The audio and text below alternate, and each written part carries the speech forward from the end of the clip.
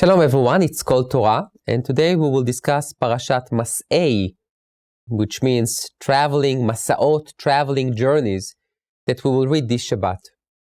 At the beginning of this Parsha, Moshe basically gives us a list of of all the places that the Jewish people journeyed through and went through on their way from Egypt to the land of Israel. Now, some of the places you will never be able to really find in the narrative because their names that were given to those places were basically names that tried to hint to the Jewish people about different events that took place in those places. For example, Dizaav, which means a place of gold.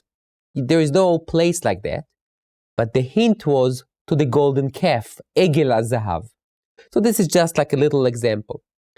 But I would like to ask a very simple question. We know that the Torah is not a history book, and it's not a journal for a tourist. What's the purpose? Why do we think Moshe felt that he had to write down a list of all the places that the Jewish people traveled through? And I would like to suggest few ideas. The first idea is that when the Jewish people will hear that list, they will say, oh wow, here we were very thirsty and God helped us and provide us water, and here God provide us food, and here God provide us protection. So it will increase and will enhance the feelings of gratitude. So when you know your past, when you know where you came from, it will bring in from within some kind of feelings of gratitude, and that to Hashem. That's a very basic idea.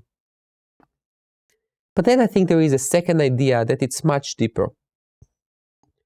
Our sages in the Ethics of the Fathers said that one of the most important things for us to know is Da me'ayin bata. You should to know where you came from. But not only will you need to know where you came from, because sometimes people are only obsessed or focused on where they came from. They are obsessed with their past. They can't move on. Me'ayin bata ve'le'an ata holech. Where you came from, but also you need to know what's your destination. You need to know your past, but you can't live in the past. You need to learn from the past in order to know where would you go. What is your destination? What do you want to accomplish? And this is something so important for us. And that's, I think, one of the messages that Moshe would like to send to the Jewish people. We all need to remember where we came from. We came from a house of slavery, from Egypt. God had mercy on us, and God had to fulfill His promise to our forefathers. And that's where we came from, and that we will remember forever.